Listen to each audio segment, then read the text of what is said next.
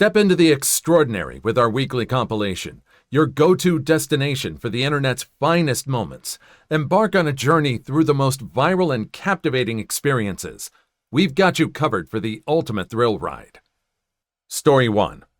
Am I the a-hole for not allowing my mother to bring her boyfriend I don't know or want to know to my wedding? I, 33, non-binary, am not close with my mother, 55 female, at all.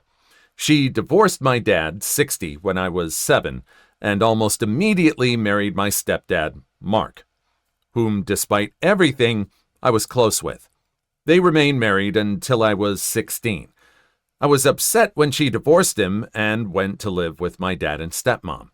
In my adult life, I've chosen to remain close to my stepdad and even attended his wedding to his current wife, who is a very nice woman. My dad and my stepmom are great people. Since her divorce to my stepdad, my mom has been in and out of relationships, each time claiming this guy is the love of her life, until they do something she doesn't like and they aren't the love of her life anymore. Both divorces with my dad and my stepdad were for very petty reasons. Dad, I think because he wouldn't allow her to get a new car because the budget was tight. I think the one that lasted the longest was 6 years, and I think it's the current guy she's with, according to my sister. After I left home, she never did anything with me without her boyfriends. When I was 25, she broke up with her boyfriend and tried to cry to me about it. After working with my therapist, I set the boundary with my mother and that if she wasn't willing to do anything with me without her boyfriend, to not bother me, and I didn't want to talk about her love life. She was very hurt, and we fell out for a while, but she came back around about a year later and has respected my rules since, but we only get together about 3 to 4 times per year. I understand that my mom's relationships and love life are important to her, so I respect that. We don't get together often. Fast forward to this year. I'm getting married to my partner, 35 male, of a decade in October. It's a small, intimate backyard wedding and reception/barbecue. We live in a rural area, and our backyard wedding will have roughly 40 people. My dad, stepmom, stepdad, and his new wife have all been invited. My mom asked if she could bring her boyfriend. I said no because I don't know him. My mom asked if she could bring him to meet me so I could meet him before the wedding. I said no, and that I still had no interest in meeting her boyfriends. She said she understood, but she felt it was unfair that I wasn't allowing her a +1 to my wedding when my dad and my stepdad were allowed to bring their spouses. I told her that the difference was that I knew their spouses. She wanted to know why I was so adamant about refusing to get to know her boyfriend. I explained to her that I saw no need since she'd just break up with him and move on to someone else eventually, as she has always done before. She started to cry and told me I was being unreasonable and treating her as if she's a salute. Both my fiancé and my sister feel like I should suck it up for one day and let her bring her boyfriend so she can be comfortable there. I'm seriously considering it, but I wanted to know if I'm the a-hole here for sticking to my boundary at my wedding and what your thoughts are. Well, kind of. I mean, it's one day. You've done a lot of stuff. You've gotten together. Maybe, you've gotten together 3 or 4 times a year, but you've done that before. And she's not demanding anything. She's just asking. And she is offering to let you meet him before.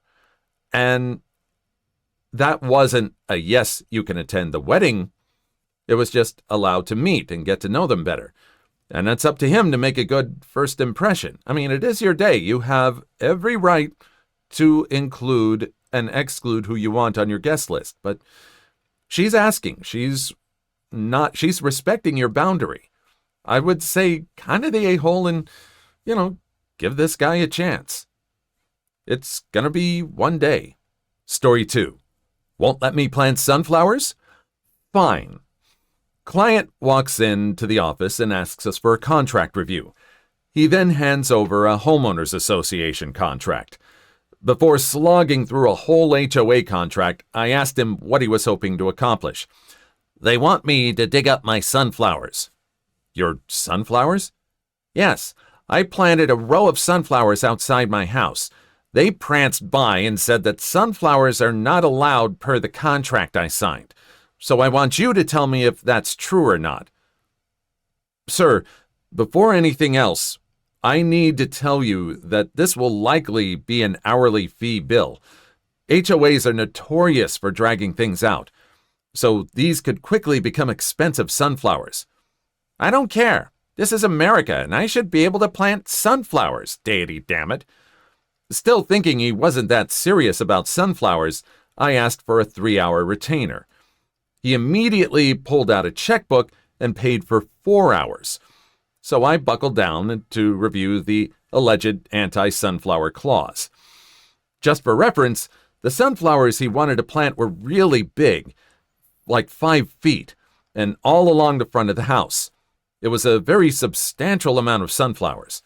The contract did indeed contain a clause with a very thorough list on which plants were and were not allowed to be planted. The list had just about every plant I could think of in alphabetical order. Think apple, banana, cauliflower, dill, sunflowers included. Corn was not included, which becomes very important later. Quick legal point. If you write "no dogs allowed," it's normally assumed that you are talking about all dogs generally. If you write "no labs, golden retrievers, or poodles allowed," it is normally assumed that all other dogs are allowed. Sometimes a not great attorney will write a super long list to pad hours, read charge more, instead of just writing "no plants without prior approval" or something. I called the client back in for the bad news. In explaining the above legal point, I let him know that the HOA got a raw deal from whoever drafted the contract. No can do on the sunflowers, but if it makes you feel any better, they were probably overbilled by whoever wrote this contract. Pretty shoddy work, too. They even forgot to write down corn, but they included nonsense like dragon fruit. So, yes to corn, no to sunflowers. I didn't really check the contract for corn, but it's not prohibited in the plant section, so probably. Excellent! That'll work. I thought he was oddly happy with bad news. Then, 2 or 3 weeks later, he came in with a picture of his house surrounded by huge sunflowers. What happened? The guy drove out to the country and bought obnoxiously large and ugly corn stalks. He promptly planted them where the sunflowers had been. When confronted by the HOA, he told them, paraphrasing, to suck it up, and the contract lets me plant corn. Then, after some negotiation, he agreed to take the corn down in exchange for permission to plant sunflowers. Now we're friends. He's still a great client, and he lives surrounded by a ridiculous moat of sunflowers. Well, I hope he takes care of them. I mean, it doesn't sound like he's negligent about them. He's not letting them wilt or anything.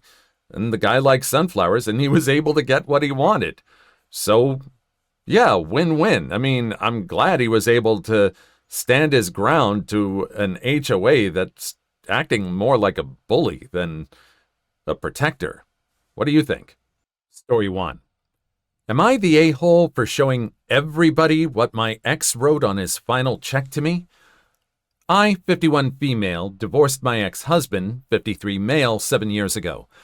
We were married for 14 years and had 3 kids together, 24 male, 22 female, 18 female.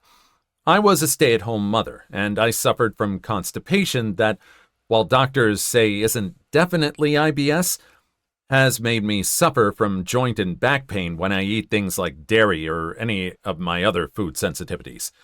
We live in New Jersey, and the judge made it so that child support and alimony would both end at the same time. I had a lot of issues in my marriage, but at the very least, I have 3 great kids that I love and who love me. My ex has been very bitter, saying I should have wanted counseling even though I was completely neurotypical and it was him suffering from depression. He also discredited my want to divorce by saying I was acting out of emotion and asked me to take a step back and think, as if I haven't been thinking before. He was always working 12-hour days and overtime, and I was the one taking care of and giving the kids what they needed. My son now has graduated college and is a genius. He has his own app development company and makes more than my ex and I could ever dream of making in a year. My 22-year-old daughter has a degree in nursing and is getting married, and her fiancé comes from money, so she's set as well. However, as for me, I've been suffering from menopause and backaches, and a lot of the entry-level jobs that would hire me would leave me in pain and exhausted. That hasn't stopped my ex from griping and dismissing my real pains. Long story short, he sent me my last child support and alimony check. In the memo of the alimony check, he wrote, "Freedom." Good luck then. It was such a mockery to the health issues I've suffered and all I've put into this family. I've showed my friends, and they agreed he's still a blunt, daft individual. My 18-year-old was there, and she said she couldn't believe he thought that way of her. Then my older kids found out through screenshots, and because of my health issues, my son has been sending me $3,000 a month, while my ex sends me $2,500 plus what's needed for our youngest daughter. He's spent a lot of his childhood with unmarried parents and resents the fact that my ex proposed to his girlfriend, 48 female, after only 2 years. He called his dad a mongrel and said he and my 22-year-old would always help me out. He had been saying he would just make up what I'd lose from my ex because he could afford $5,500. But he told me my ex had been telling him to save his money and only send me under $2,000. My ex is now backtracking and saying he only wrote it on my check, but the kids are not amused. He invited them to his wedding, but my 22-year-old said she might be better off just focusing on her own wedding and that she'd help me out too if I needed it. Am I the a-hole for blasting him when he clearly wrote it to be seen? He's always painted me as the greedy ex, it seems. Well, I don't know if it's for all to see. I mean, this check is not something that everyone's going to see, is it? You're not showing all your checks to everybody, are you? Kinda the a-hole? I can imagine that you're ticked. Maybe show it, maybe it's something you can share with your family as it's a family thing, but that's about it. If you're showing it to friends, that's kind of, that's kind of a little outside of things. Kind of, but I'm glad you're being taken care of. Story 2. If I can't drink here, neither will my friends. Back in my mid-20s, I used to wait tables at this restaurant in my hometown. The money was good, and I got along well with everyone there. Usually, after our shift, a few of the servers would sit at the bar and have a few drinks to wind down. You figure, why go to another bar when there's a bar right there? We always tipped well, and nothing was ever an issue. Until one day, when the owner, out of nowhere, decided that employees weren't allowed to drink at the bar anymore. Now, I completely understand that this is a normal rule in other bars, and the owner was well within his rights, but I just didn't see where this came from. I asked the manager if we did anything wrong to warrant the rule change. He said the owner was just being a male member. He told me he tried to talk him out of it because there was no reason, but the owner just wanted to make his presence known. Okay, he's well within his right to. However, what he didn't count on was Thursday nights and my friends. Back then, my friends were in a punk band and had practiced every Thursday night. I would work every Thursday night, and they would meet up with me at my bar and grab a drink with me after my shift. And usually, they'd bring their girlfriends, friends, and whoever was hanging around. My friends pretty much made the bars Thursday night as busy as Friday and Saturday. And when I tell you we could drink, we could drink. And of course, everyone tipped generously. So when I was told I wasn't allowed to drink at my bar anymore after my shift, they were as ticked as I was. My buddy Bob was like, "Wait, so there's no point to go to your bar and then for all of us to go to another bar after you're done, so you can join us. We might as well just go to another bar and you can meet up with us after." It was the most logical solution. There was another bar around the corner. So, Thursday night around 9 p.m., I'm finishing up my shift as my manager approaches me. He looks at the empty bar and asks, "Hey man, are your friends on their way? They're usually 3 drinks in by now." I reply, "Oh, actually they're 4 drinks in." They're at the bar around the corner. My manager is dumbfounded. "Wait, what? Why aren't they drinking here?" I calmly tell him, "Well, they want to drink with me, and I'm not allowed to drink here. Now, if you'll excuse me, there's a pint of Canehead High, my favorite beer, waiting for me around the corner." I walked out and joined my friends for a fun night. Now, I must admit I feel bad for the bartender who usually works Thursday nights.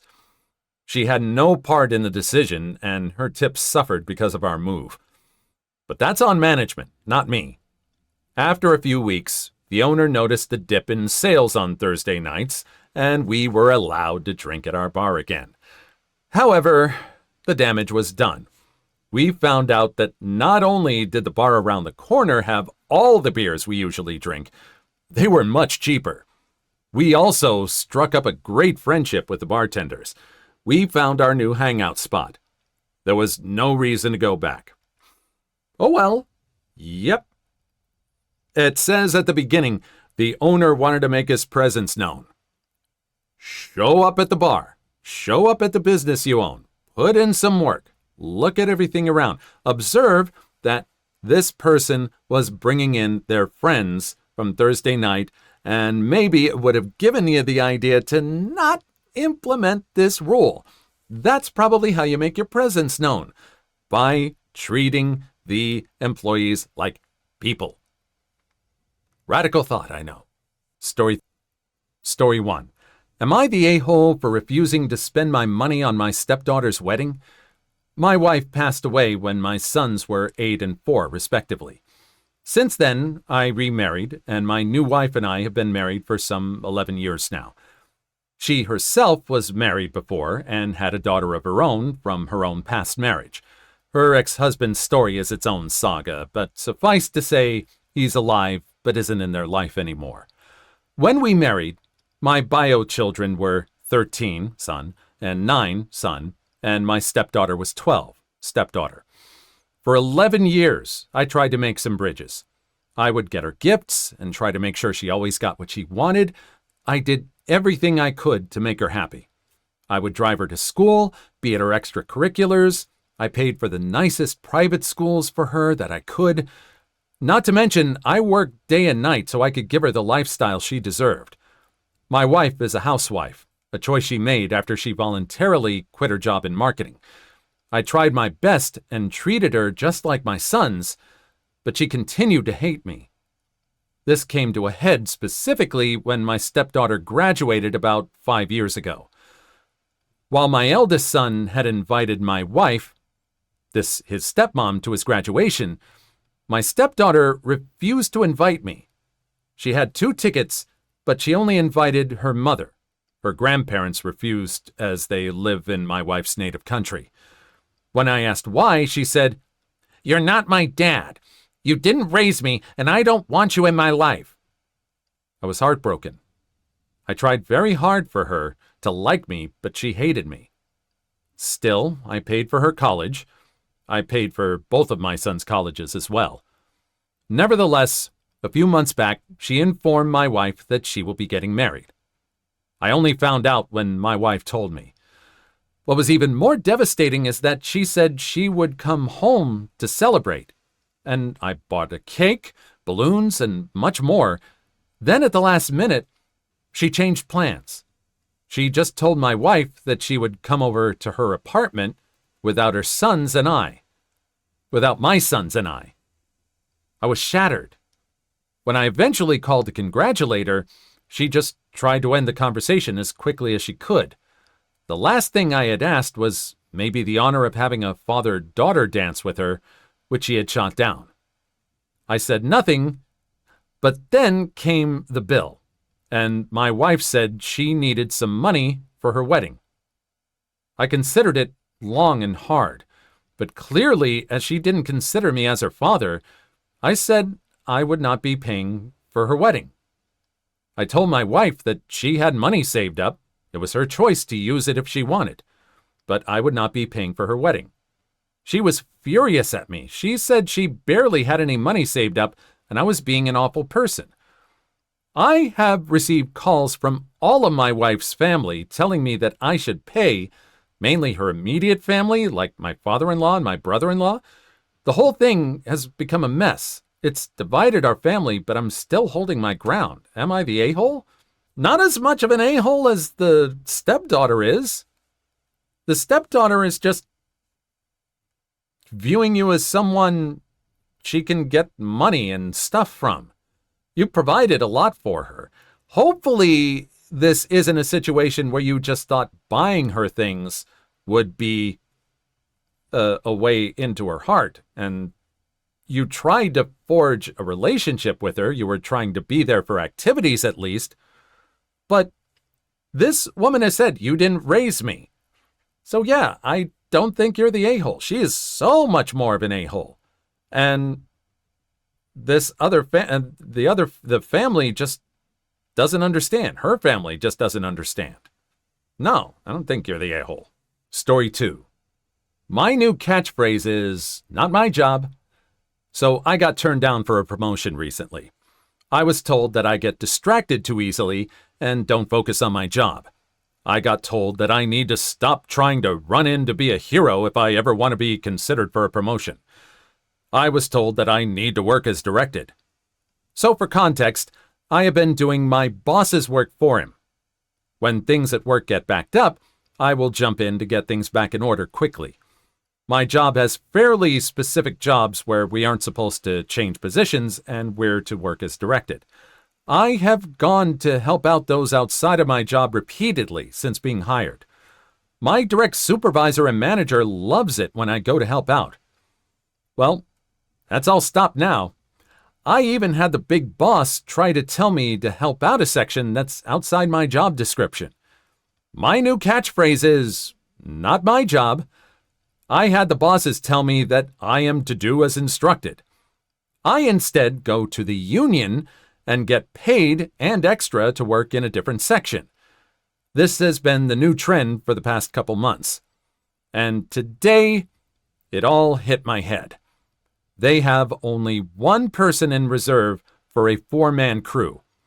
I work outbound. They cannot force me to work receiving based on the contract. Now the bosses are working there, and a grievance is being filed. The bosses have stopped working, and receiving is completely backed up.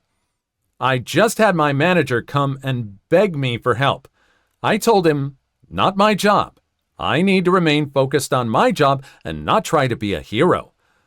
Work has ground to a halt, and the steward is demanding triple rate for anyone moved to receiving since management decided to work. Let's see how this goes. Good. It's great that you had a union to fall back on, and I wish more people had that much security in their jobs and the ability to be able to stand up to their bosses.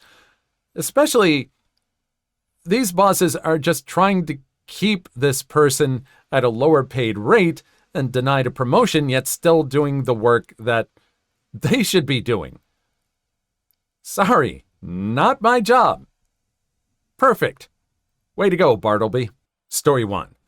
Am I the a-hole for telling my fiancé my daughter has to be in our wedding?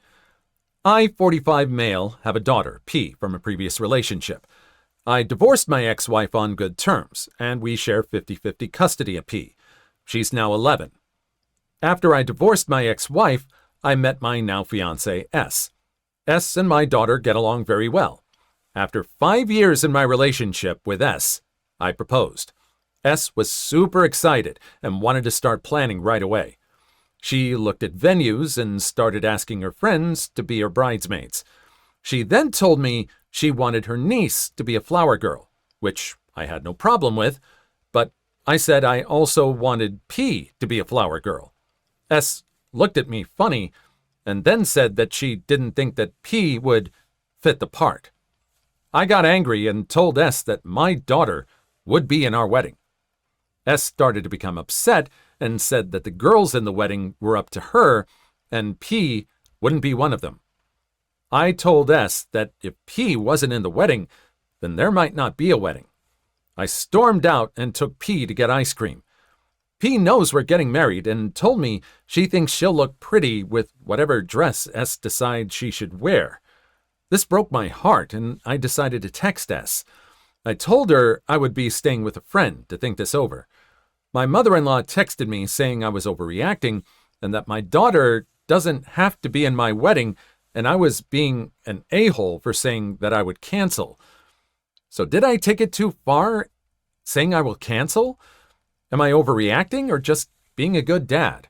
Well, I think you are a good dad for wanting your daughter to be involved in the wedding, but saying you'll cancel if she isn't, that's kind of taking it too far. There just needs to be discussion. I mean, the whole thing about the fiancé seems to be laying down this arbitrary rule that, oh, women in the ceremony are my responsibility, and what, just men are his responsibility? So does that mean that this guy can prevent her father from attending the wedding? It kind of gets tricky when it involves family. I think there just needs to be a lot more discussion, and that I really think it's sweet that he wants his daughter as part of their wedding. There needs to be more discussion, but I do think you're kind of an a-hole for saying you'll cancel if she isn't in there. I mean, it's an ultimatum. Doesn't ring true. Story 2. No refunds once you've stepped out of the store? Fine. I won't step out of the store. This happens in a large store in a European country. When you purchase something from them, and for any reason you want to return the item, their policy is they never give money back. They only give you a voucher redeemable the same day only. I went to the store today and purchased quite a long list of items. When I got home, my wife looked at them and said that we don't need some of them. I go back to the store, barely 20 minutes pass. The returns manager smiles at me as I tell her I just purchased these and would like to return them. She then tells me that I stepped out of the store, so she can't give a refund. Only give me a voucher and I must buy something else. I'd already bought everything I needed. Then she tells me to take the products home and keep them for the next time I would need to buy something. Then I can come and get the voucher and redeem it. Imagine keeping a pair of shoes and a bowl and remember to bring them with you the next time you happen to need something. I tried to reason, but she was adamant. Those are the rules. You stepped out of the store. You didn't get a refund. And then it clicked. I asked, so if someone wants to return an item without leaving the store, they get the money back. Yes? You see where this is heading. Malicious compliance kicking in. I asked to return the items and get the voucher. I take the voucher, get inside the store, find a product for exactly the same amount, buy it with the voucher. Right after the cashier, there's the returns manager. Straight from the cashier, I go to her, hand her the random product I just bought, and say, I would like to return this. I don't want it, and I never left the store. She's looking at me with barely contained rage in her eyes. I kid you not. The awkward pause was getting longer. And then her manager comes along. looks at us, and I smile at him and say, "I never left the store, and I would like to get a refund for these, please." He nods. Silent and not looking at me, she proceeds to refund the money in cash. Company policy, huh? Oh, I really believe that somewhere along the line, probably sooner than later, they fixed that plug. They probably said something like, you cannot you cannot get a refund for items paid with a voucher or something like that. It's a pretty easy loophole to plug, but hey, great for getting a refund and great for using the rules the way they spelled them out. Good job. Story 1. Am I the a-hole for taking my niece to court over a coat? I, 28 female, have a niece, 16 female. She is my only sister's only child. 2 years ago, I married a very wealthy man, 34 male, and because of the pandemic, last Christmas was my first with my in-laws. My mother-in-law gifted me a coat that is worth more than $20,000. I saw her wearing it, asked her where she bought it, and she said that it will be my Christmas gift from her. I didn't know how much it was. I knew it was expensive, but I thought maybe $3,000 at the most. I was visiting my sister last January when my niece saw it. She Googled the brand and showed me how much it really was. I won't lie, I didn't wear it after that because I was afraid of ruining it. Last week, I wore it while visiting my sister. While I was putting it back on to leave, I felt something go splat on my back. Then my niece started cackling, and the smell of paint hit me. I was so ticked off while she was not apologetic at all. Her mom screamed at her and said she was grounded. Then she said she will pay for the dry cleaning. While I was in my car, still in shock by the way, I got an alert that my niece posted a reel. It was of her doing a prank on me, and she said, "I'm going to hit my aunt's $20,000 coat with a paint-filled balloon to see how she reacts." I saved it on my phone, sent it to her mom, and told her that a week's grounding is not enough. She did not reply, but I saw that my niece took it down. It got less than 5 views by then. The next day I found out my coat could not be saved. So I called my sister and told her that her daughter has to pay it back. Well, we got into an argument and she said that they will not be paying for it, and if I wanted a new one, I should get my husband to buy it for me.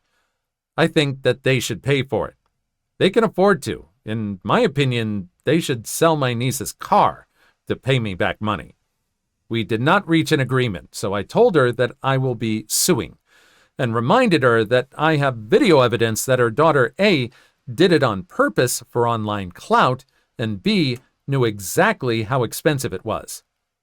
People in my life are not objective at all. I have some calling me an a-hole, some saying they're the a-holes for not buying me a new one, and some so obsessed with the price of the coat that they are calling me an a-hole for simply owning it and wanting a new one. So am I the a-hole? Well, not really. I mean, this kid knew the value of this coat and decided to ruin it. And they're of this mentality that, oh, the husband's rich, he can buy a new one or something like that. There's got to be some sort of consequences beyond a week's grounding. I mean, this woman is sitting there suggesting, well, they could probably just sell the car to pay for it. There's got to be some sort of middle ground there. Taking them to court to enforce the consequences is kind of a last resort, but not quite the a-hole. There's the ones that aren't taking it very seriously. They need to own up to it. Story 2. Karen tells me to stop the ride, so I did. / the day I made Karen cry. I work at an amusement park, and we have this ride called Moby Dick. This ride is 100% controlled by the operator. A couple of weeks ago, this woman and her friend came up to my ride, making fun of one of the kids that were on the ride. She was saying so many hateful things about how they look. Without even looking at her, I told her to stop, and this is how it went. Me: "You're literally talking about a 7-year-old like that. You need to stop or you'll not be allowed on the rides." Karen: "But it's true. Look at them." Me: Don't disrespect other guests, please. It's not okay." Karen's friend: "Stop, Karen, before you get us in trouble again." Karen: "Whatever." When the ride was finished, I started letting the next group of people in. I say, do not pull down on the bars, pick any seat you'd like. To everyone as they walk in, since pulling on the bars can break the seats over time. I let a group of young boys in before Karen's group, and they sat at the end seats. Karen marches over to the kids, yelling at them to get out of her seat and that she paid to sit at the end. Me: "Miss, please stop yelling at the kids or you'll be removed from the ride with no refund in tickets." Karen: "Don't tell me." Karen's friend: "Stop it, Karen, just sit in the middle." She complained the whole time walking to the middle seats and then pulled down the bar. I was thinking it was time to get a manager over, but I didn't want to bother them with her. Once I got everyone seated, I closed all the seat bars. When I was checking the seats, Karen's one was on the loose side, so I pushed it in a little to make it tighter. Karen: "You're trying to unalive me first. You left my seat open. Now you're making it so I can't breathe." I ignore her and keep checking seats.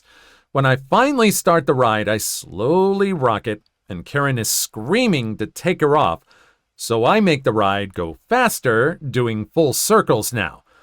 Halfway during the ride, Karen screams, "Stop the ride, you fracking shrew!" She wants me to stop it? Fine. Fine with me. I park the ride at the top of the ride, like I do when closing, but keep the ride on. The 6 others on the ride weren't scared the ride stopped.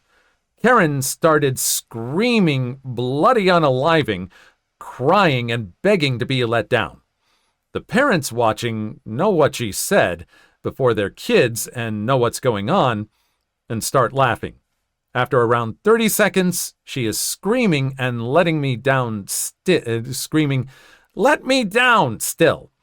So I do. On the fastest setting, I start the ride spinning full speed.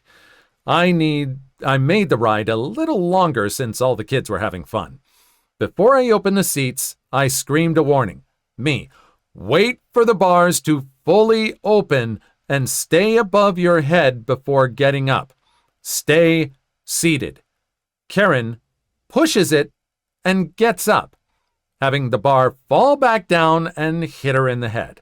Her friend laughs at her and gets up, walking her off the ride. Just listen. This is not entitlement. This is making sure you stay in this life. I mean, really. You don't disrespect. There are certain people you really shouldn't disrespect. The people who serve your food, the person who handles your money, and the person who is operating the gigantic carnival ride that you are on, where you could really not come back out of it with breath. Story 1. Am I wrong for throwing my husband out after finding nudes from the nanny? I'm 28 female. My daughter is Cassie, 11 months, and my husband is Alex, 35. So basically, it's just what the title says. I had Cassie and then returned to work, psychologist, as I could never be a stay-at-home mother. I'm actually French, but I live in the U.S. So when I returned at the 4-month mark, as I had a difficult birth, we looked around to find a nanny to look after Cassie whilst myself and Alex were at work. We saw a few girls, but then one of Alex's colleagues suggested his daughter, who had dropped out of college. Let's call her Liv, 20 female. Everything went well. Admittedly, I did notice her being quite attached to Cassie, but I brushed it off as a good friendship between the two. She also liked Alex. It was obvious she had a crush on him, always batting her lashes and giggling. I actually found it amusing, and I'm confident in myself. He always laughed it off with me, too. But then on Thursday night, he asked me to do something on his phone whilst he bathed Cassie, and I saw some pictures flash up from Liz. When I looked at them, they were obviously spicy nudes. She was wearing skimpy lingerie and in provocative poses. I looked back at the history, and she had been sending these for a while. As far as I can see, Alex has never responded, but obviously text can be deleted. When I asked him, he got defensive and told me to stop using my psychiatrist tricks on him.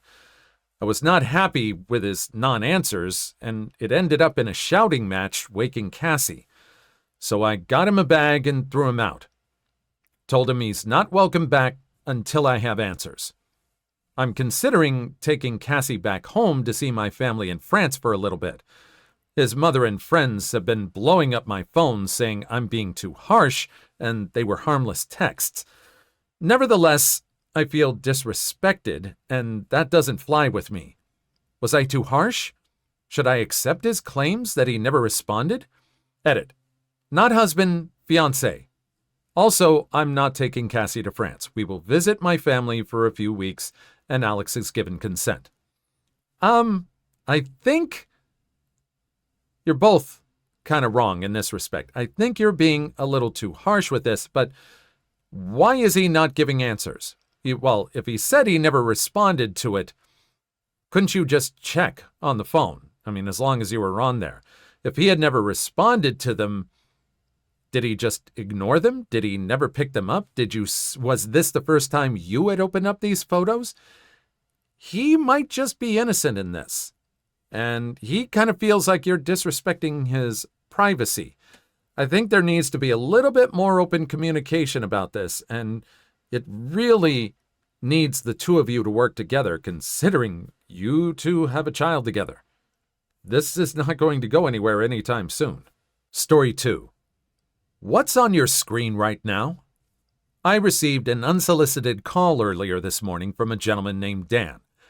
Dan worked for Microsoft Security and was calling to let me know that my computer had been downloading malicious software. And because I was such a loyal customer, he would be walking me through the steps to remove the software and fix my computer.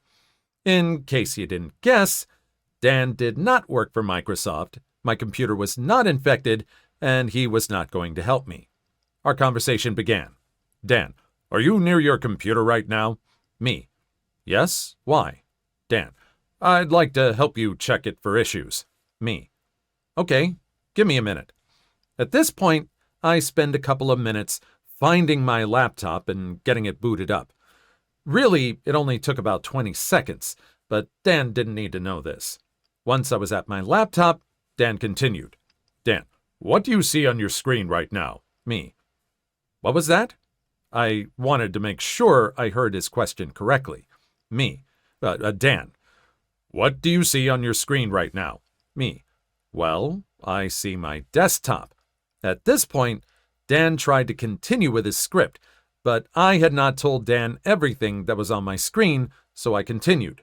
Me. There's a clock in the bottom left corner. The time says 10:30 a.m. The date is December 3rd, 2017. There's a Wi-Fi signal with full bars. There's a volume meter, but I have it muted right now. There's a battery indicator showing my laptop is 27% charged.